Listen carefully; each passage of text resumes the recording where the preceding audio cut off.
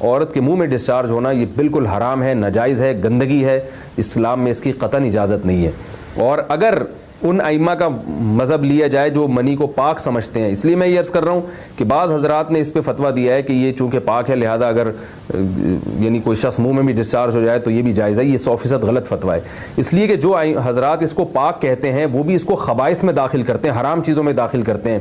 اس کا کھانا یا اس کا منہ میں ڈالنا وہ بھی جائز نہیں کہتے, تو اس لحاظ سے بھی یہ ناجائز ہے اور بہت ساری بیماریوں کا ذریعہ بھی ہے. دوسرا مسئلہ یہ ہے کہ اگر کوئی ڈسچارج نہیں ہوتا اورل سیکس کے ذریعے تو اس کا شرعی حکم کیا ہے؟ تو اس کا حکم یہ ہے کہ یہ انتہائی سخت درجے کا مکروہ ہے, ناپسندیدہ عمل ہے, اور اس کے سخت درجے کے مکروہ اور حرام نہیں ہے لیکن بہت زیادہ ناپسندیدہ اور شریعت کے مزاج کے بالکل خلاف ہے, اور اسلامی کلچر میں اس کا کوئی تصور نہیں تھا. یہی وجہ ہے کہ فقہاء کرام کے ہاں اس چیز کا تذکرہ بہت ہی محدود پیمانے پر ملتا ہے. یہ اس کی علامت ہے کہ مسلمان معاشرہ اس چیز سے بالکل بھی واقف نہیں تھا کہ یہ کیا ہوتا ہے. تو یہ چیز غیروں سے آئی ہے, غیر مسلموں سے ہمارے معاشرے میں, جو ان کی موویز دیکھ دیکھ کے, فحش فلمیں دیکھ دیکھ کے نوجوانوں میں اس چیز نے سرایت کیا, ورنہ یہ انسان طبی طور پر اس عمل سے بہت زیادہ نفرت کرتا ہے. کوئی بھی شریف الطبع آدمی ذہنی طور پر اس کے لیے تیار نہیں ہوگا. تو میں پھر بھی یہ کہہ رہا ہوں کہ بہرحال علماء اس کو ناجائز اور حرام نہیں سمجھتے, اس لیے کہ میاں بیوی ایک دوسرے سے جس طرح سے چاہیں استمتاع کر سکتے ہیں, لیکن سخت ناپسندیدہ بہرحال ہے اور مکروہ چیز ہے, اور اس قابل نہیں ہے کہ اس کی حوصلہ افزائی کی جائے. یہ اس کے بارے میں ہے کہ جب یعنی جو ہے وہ ادخال کیا جائے اس فم کے اندر, اس جو ہے مرد اس میں باقاعدہ جو ہے وہ تلذذ حاصل کرے. اگر ایسا نہ ہو بلکہ باہر سے استمتاع کیا جائے, جیسے بعض جگہ ایسا ہوتا ہے کہ کیا نام ہے, عورت کو اس چیز سے گھن آتی ہے کہ وہ اپنے منہ میں اس گندگی کو لے کر جائے, تو پھر بعض شوہر زوجہ کو مجبور کرتے ہیں کسنگ وغیرہ پر, تو یہ کم درجے کی کراہت ہے.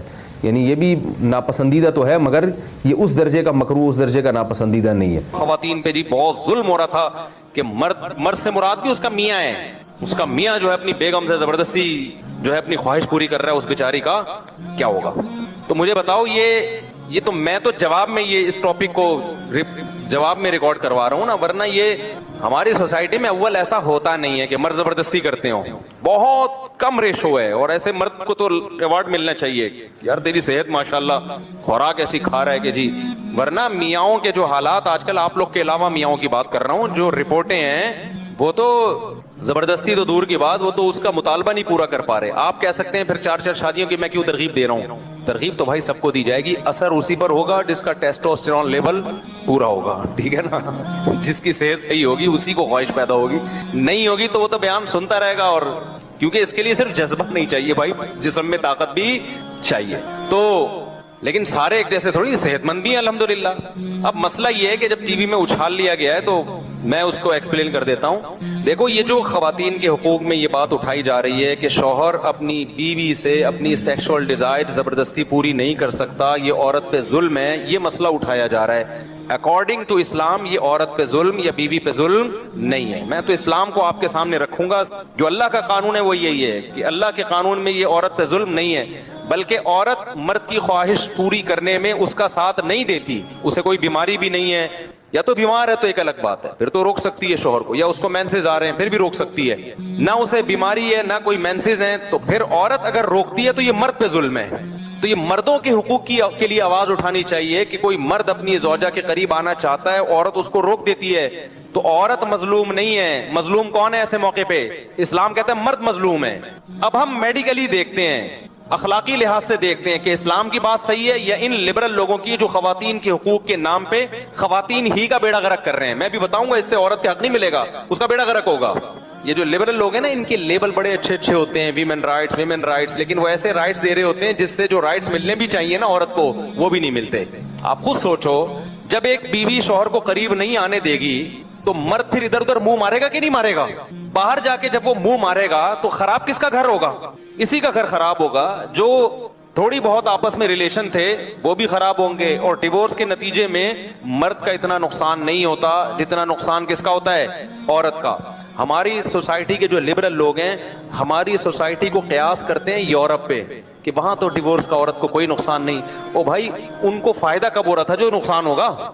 وہاں عورت کو شادی کے بعد کوئی فائدہ کہاں ہوتا ہے جو نقصان ہوگا؟ یہاں تو بے شمار فائدے ہوتے ہیں اس کو شادی کے بعد، بے شمار فائدے عورت کو نکاح کے بعد ملتے ہیں. ساری زندگی کا نان نفقہ، گیس بجلی کا بل، مکان پرووائڈ کرنا، اس کو وراثت ملنا، اور محبت زیادہ ہو تو زندگی میں پراپرٹی اس کے نام کر دینا. ہم تو دیکھ رہے ہیں پوری پراپرٹیاں بیوی کے نام کر دیتے ہیں. پھر اس کے بچوں کا سارا خرچہ، اس کی پریگننسی کا خرچہ، اس کی ڈیلیوری کا خرچہ، بچیوں کی شادی کی ٹینشن ہے، بچوں کی پڑھائی کی ٹینشن ہے.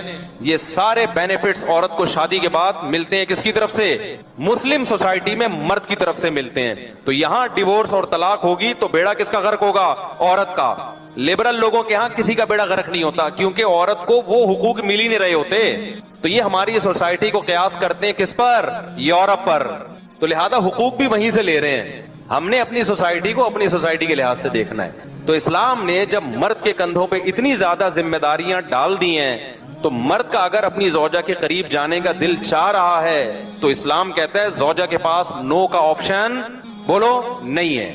نو کا آپشن نہیں. اس میں بڑی شدید وعیدیں ہیں. آپ صلی اللہ علیہ وسلم نے فرمایا کہ جو مرد عورت سے ناراض ہو جائے، وہ چاہ رہا تھا بیوی کے پاس جانا، بیوی نے اجازت نہیں دی، وہ منہ ادھر کر کے غصے میں سو گیا، ساری رات اس پر فرشتوں کی طرف سے لعنت برستی ہے. اس کی کوئی رات، اس عبادت اس رات قبول نہیں ہوتی.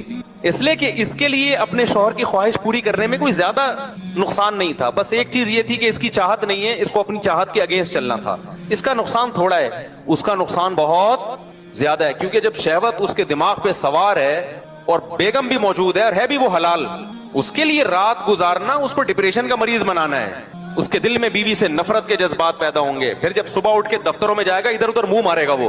تو ان تمام بڑے بڑے نقصانات سے بچنے کے لیے اس ایک عورت کو پابند بنا لینا یہ اچھا نہیں ہے کہ بھائی تمہاری خواہش ہے یا نہیں ہے، تم شوہر کے اتنے حقوق ہیں، اس کے ساتھ تمہارا ریلیشن ہے، وہ اپنی ذمہ داریاں پوری کر رہا ہے، تو تم اپنے گھر کا ماحول اچھا بنانے کے لیے اس کی خواہش میں اس کا ساتھ دو. تو یہ آسان ہے. یا اس کو ہم آزاد کر دیں کہ نہیں جی کوئی تمہارا کوئی ریلیشن نہیں ہے، تمہارا موڈ نہیں ہے، تو جاؤ اس کو دفع کرو یہاں سے. وہ کون ہوتا ہے؟ تو جب مرد کے دل میں یہ بات آ گئی نا کہ میری بیوی مجھے یہ سمجھتی ہے کہ تم کون ہوتے ہو بھائی، تو پھر مرد اس سے محبت کرنا چھوڑ دے گا. کیوں نہیں ملے گا گناہ بھائی؟ کیوں نہیں ملے گا گناہ؟ 100% گناہ ملے گا. آپ صلی اللہ علیہ وسلم نے تو یہاں تک فرمایا کہ عورت اگر روٹی بنا رہی ہے کہ کچن میں خواتین بہت زیادہ کھانے پکانے میں مصروف ہوتی ہیں، مرد کو اگر خواہش ہے بلاتا ہے تو اس کو چاہیے وہ کام چھوڑ دے، وہ چھوڑ دے وہ کام. تو میرے بھائی نے لبرل لوگوں سے حقوق مت پوچھو. ان کے نہ بیچاروں کے اپنے گھر آباد ہوتے ہیں، نہ ان کو گھروں کے ٹوٹنے کی کوئی فکر ہوتی ہے. ان کے یہاں تو سب رائٹس برابر ہیں. ہاں مرد اگر اپنے حقوق پورے نہیں کر رہا، مرد اگر اپنے حقوق پورے، یعنی عورت کے حقوق پورے نہیں کر بھائی کوئی بھی ہو سکتا ہے. کچھ لوگ کہتے ہیں کہ بیوی کے ذمے گھر کا کام کاج نہیں، جیسے جھاڑو پونچھا لگانا یا برتن وغیرہ دھونا. اس بارے میں وضاحت فرمائیں کہ گھریلو کام کس کی ذمہ داری ہے؟ بہت تپے میں بھائی. عورتوں میں مشہور ہے کہ کیونکہ وہ اپنے شوہر کے لیے اولاد دیتی ہیں اس لیے ان کی یہ ذمہ داری نہیں ہے کہ وہ گھر کے کام کریں. دیکھو بھائی، نکاح کا جو بنیادی مقصد ہے نا وہ نسل بڑھانا ہے. ہر مخلوق میں اللہ نے نر اور مادہ کا نظام رکھا ہے نسل بڑھانے کے لیے. انسانوں میں بھی یہی ہے، اور یہی وجہ ہے کہ حدیث میں نکاح سے دور رہنے سے منع کیا ہے، اور محدثین نے اس کی علت بیان کی ہے کہ اسلام میں نکاح سے دور رہنا اس لیے ناپسند ہے کہ یہ اولاد کی کمی کا ذریعہ بنتا ہے. تو جلد نکاح کا بھی حکم اس لیے تاکہ اولاد زیادہ ہو. اور پھر عورت کے بارے میں حکم ہے کہ جو عورت اولاد تمہیں زیادہ دے اس سے نکاح کرو. تزوجوا الودود الولود فانی مباہی بکم الامم، آپ صلی اللہ علیہ وسلم کی صحیح حدیث ہے.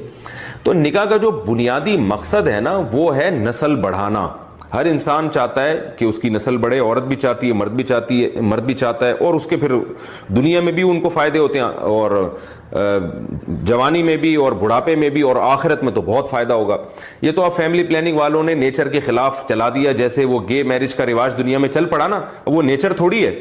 لیکن جو گے کے عادی ہو گئے اللہ کی پناہ، ان کو عورت میں دلچسپی نہیں ہے. جو عورتیں عورتوں کی عادی ہو گئی ان کے مرد میں دلچسپی نہیں ہے.